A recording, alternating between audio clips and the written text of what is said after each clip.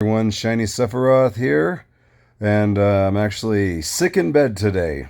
It's been a while since I haven't clocked in. I'm planning on going to work later today. I have the privilege of being a remote worker, can move my schedule around, but really not feeling well today, so I'm planning on working later today. So decided to play the game a little bit, and I like to say, first of all, that this video is dedicated to one of the people in my server, Cyan Prince. Um, thank you very much, Cyan Prince. You throttled me this morning in uh, the daily tournament. I was having a very difficult time. All of a sudden, I don't know if you remember, everybody here remembers my escapades against Dombois a few days ago, the last time I uploaded. I mentioned Cyan Prince as one of the other people on the list that was giving me some trouble, but I was able to figure out his team and move forward.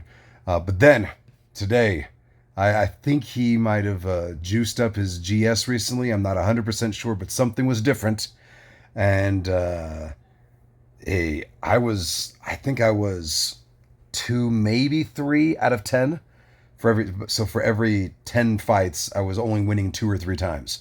It was difficult. I didn't know what was happening.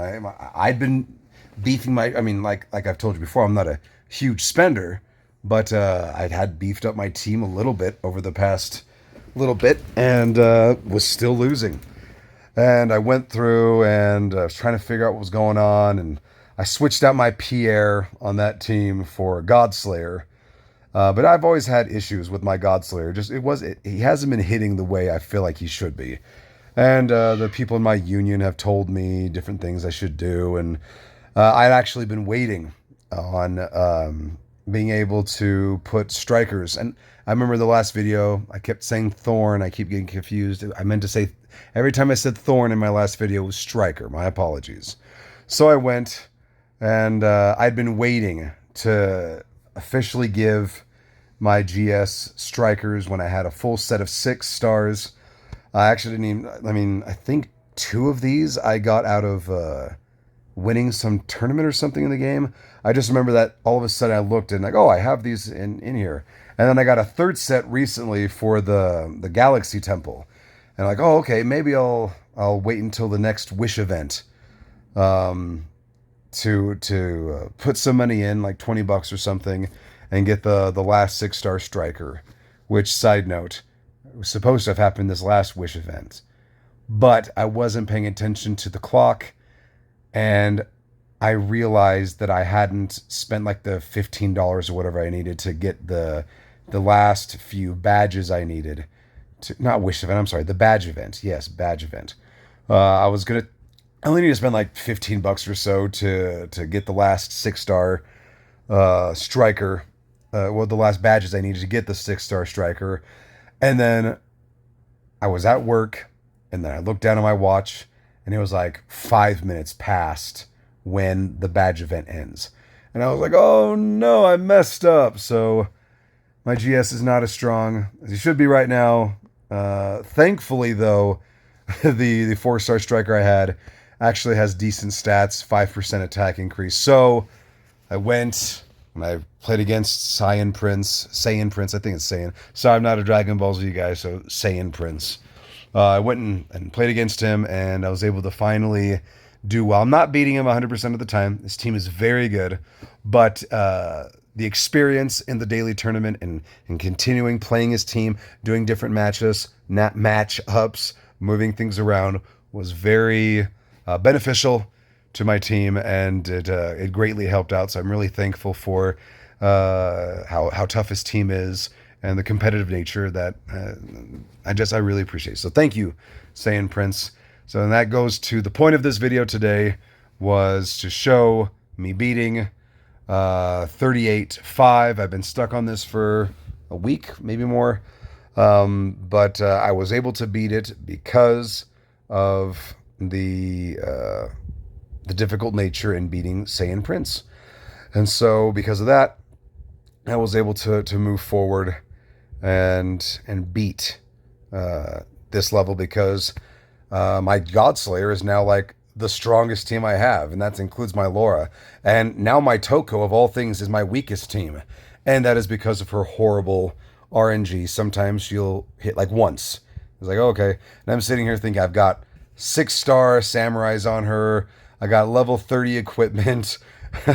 I mean, how in the world is she not hitting for like the 40% or whatever for her samurai attack every time?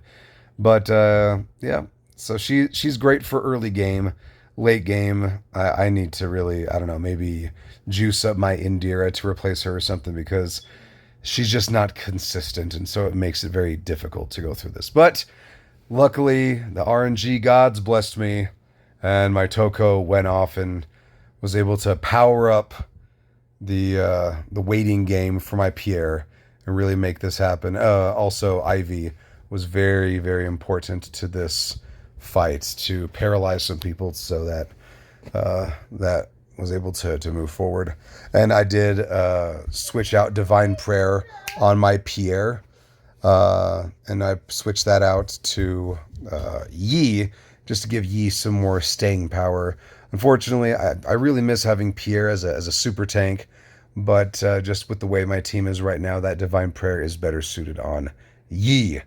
So I went through a pretty normal fight just now, for a Toko fight. So she basically, when she decides to do something, she jumps in and she mows over most of the team and fuels Pierre.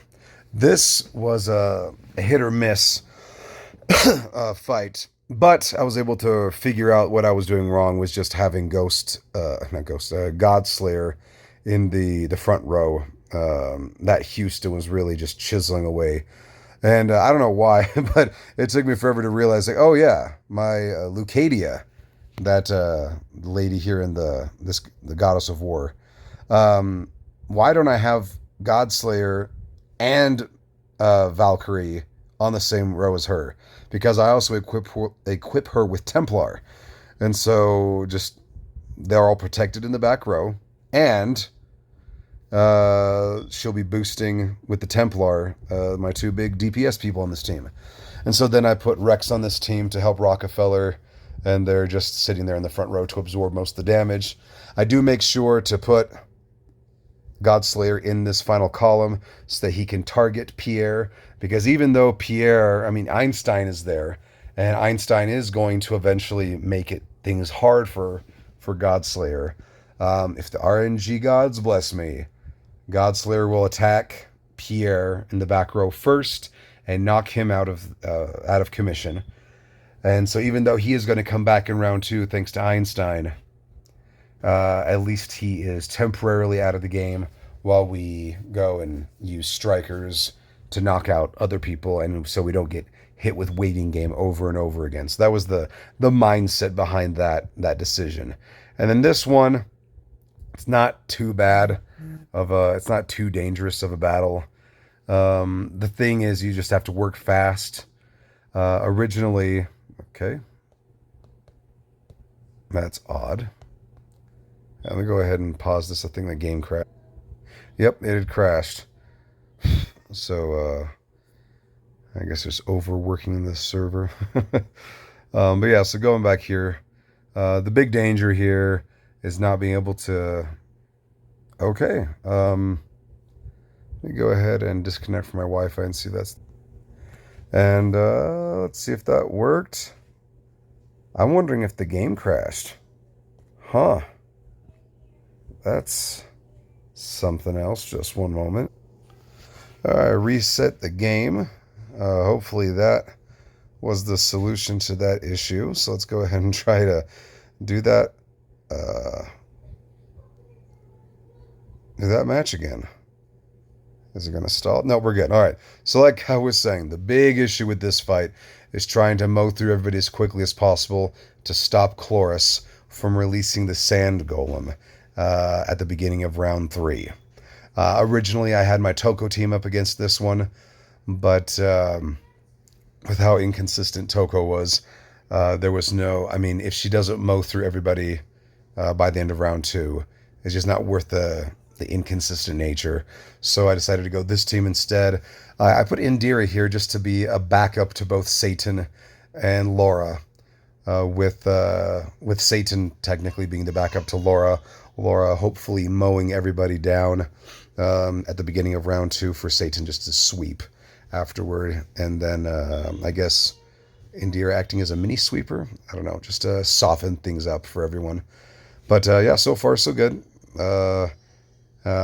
Chloris is still there, so a little worrying, but obviously Satan will be able to take up the slack there. And now Chloris is gone. Unfortunately, Indira's gone too, but she did her part. She did what she was supposed to. And yeah, the big deal now is just to casually take out. Yeah, there. Didn't even have to wait till round 3. And now just kind of do a waiting game for Chloris to wake back up. And if I'm not mistaken, when she does wake back up, it'll be pre-missile time again for Laura. Yep, there it is. So that in and of itself should take care of it. Bada bing, bada boom. We are done. And we are moving on now to level 6. So yeah, once again, videos dedicated to Saiyan Prince. Thank you so much for pushing my team to become better and for forcing me to pull the trigger on adding, even if it's just level 2 strikers to my Godslayer. Wouldn't have been able to do it without you. So good luck, everybody, and see you in the next video. Peace.